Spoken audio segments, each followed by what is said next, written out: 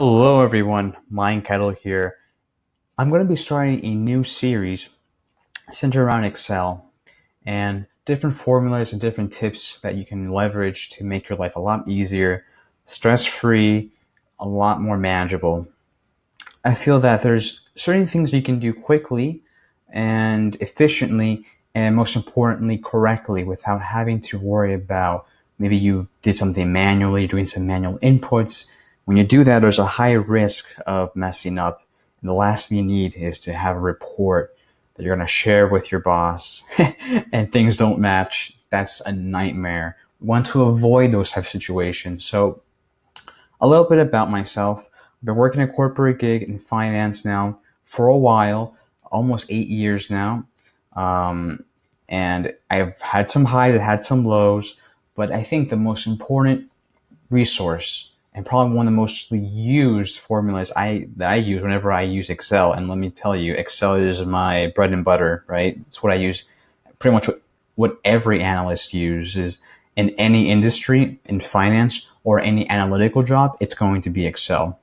And the formula that I use the most, without a doubt, is vlookup. Vlookup makes your life so much better. It really makes a difference. You don't really have any idea how many people that I know that I work with who don't even leverage vlookup. And you would think they would be able to do that, but they don't. They do things the old-fashioned way. They put a filter on the data set and they just start looking for things that way. You click, click, click on a little checkbox, and then they'll somehow come down to some sort of analytical decision based off that. You want to avoid that because if vlookup, if done correctly, can accomplish two things. Number one, makes things a lot quicker, and number two, less prone to human error. And actually, in the third point, if you set up correctly, you can actually automate things. And what I mean by that is if you are to, let's say, update this data set. And by the way, this data set I got from data.gov, and it's just a random one I found, just the first one on that list. It's called Demographic Statistics by Zip Code. Let's say you want to refresh this and you have new data sets. You would just replace this, boom, and then your VLOOKUP would automatically update. No problem. As long as you have the same number of columns, everything in that sense is consistent. I wouldn't just go with it. I would just do a quick little sanity check, and I'll show you what I mean by that before I would turn anything in. But in essence, you would be eliminating about 85% of the work if you were to redo it in a manual way. VLOOKUP or any sort of formula can always make your life a lot easier. All right. So just a quick example here, right? Let's say your boss gives you a list, and just in this case, let's say you work for the Senate, right? You just got your internship and you're trying to make a nice impression, trying to show that you're a quick person in terms of how you do your work, etc., right? And your boss gives you this. You're working for one of the senators. I don't know. Name your favorite senator if there is one nowadays. And this person tasks you, I need you to find the count of public assistance total, right, by these jurisdiction names. Okay, well, that seems pretty simple. What somebody would do normally is just highlight the first row or whatever. They would just go here and say filter, right? And then when you go back here and say, all right, 10009, 10009, okay, enter. There we go. Now they would look. Where's the column, right? I gotta keep looking for the column. I've already done my homework here, guys. So it's going to be column AS over here. AS, count public assistance total. And what this person would probably do is look at, it's 2. Go over here and manually input 2. All right. Guys, we have a list of, I believe, you can't see here, hide 65. That's 65 of these are going to be doing. That's going to be a while. Let's avoid that. Let me show you how to use a VLOOKUP. And honestly, you can use this in any situation. Any situation. So, well, almost any situation. So let's remove the filter here, right? Let's go back over here. So, VLOOKUP. First thing you want to do is do your normal formula equals VLOOKUP, open parenthesis. Now, look right here in bold. It says lookup value we're looking for 10009 jurisdiction name. So click right there, A2. And now notice there's a little comma there, right? Comma. Press that comma. Table array is the next parameter we're looking for. So what is a table array? Well, essentially it's asking you, where are you looking for that lookup value? Where is it?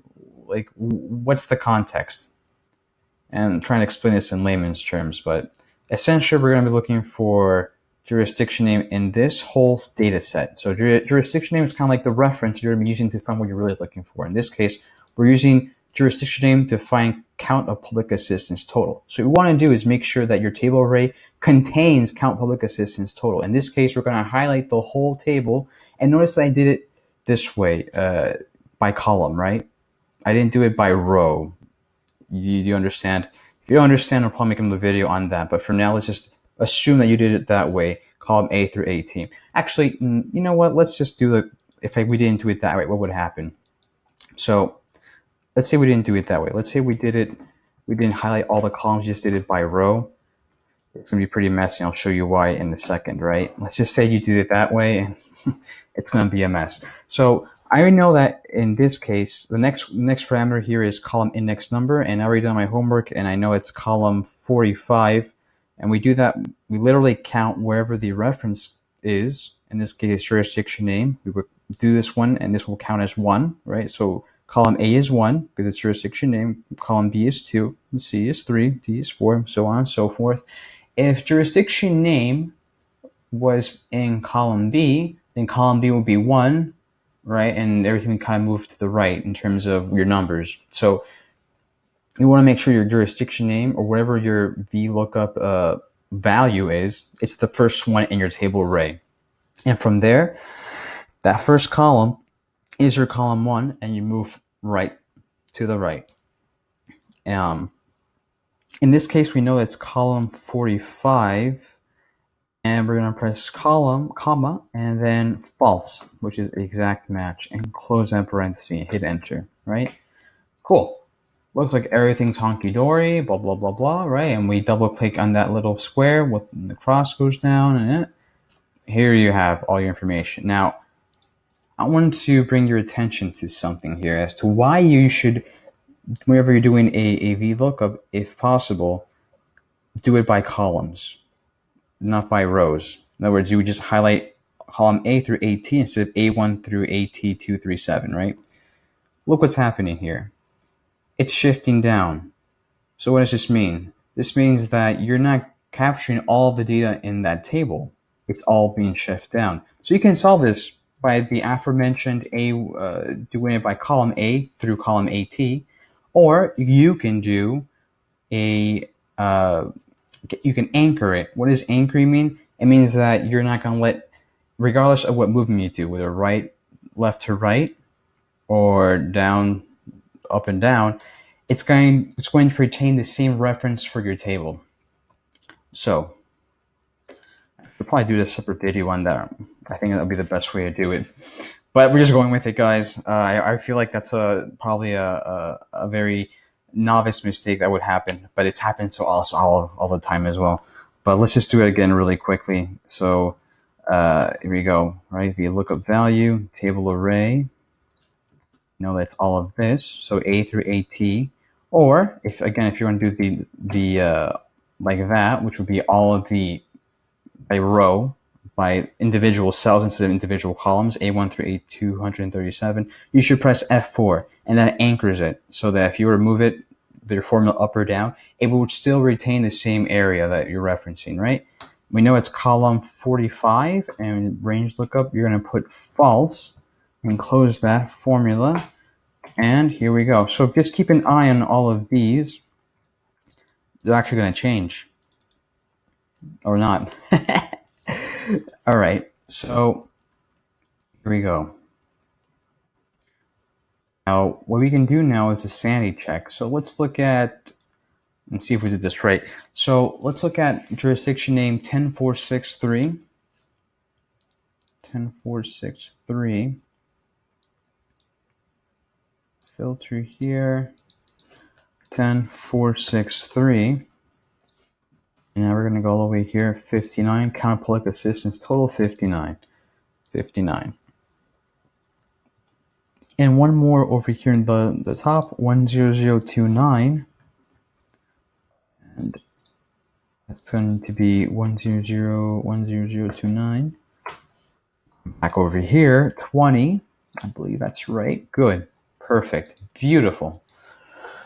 So now that we have that, let's say your boss comes back and tells you, sorry, I need you to also pull the percent public assistance total. Oh my God. All right, fine. You got it, Jerry. I'll give you what you want. I need the next 5 minutes. Oh, okay. Well, listen, you already highlighted the whole table. So let's put that in context. You've already highlighted the whole table in your previous formula. If you feel confident enough, and after lots of practice, you can just literally copy this over. What happens? You have to move back your lookup value to what it was originally, the jurisdiction name, right? And then you hit enter. Now, change this to 46. We know that because percent public assistance total is the 46th column in the whole table array. Because we can count here. Count. Oops. Getting a little bit excited. Oh, super excited. Oh, I gotta zoom out now. Oh my God. Okay. 46. Got it. 46. 46. Looks good, guys. Let's just drop this like it's hot. There we go. So that was pretty quick, right? Not too bad. That's one case usage.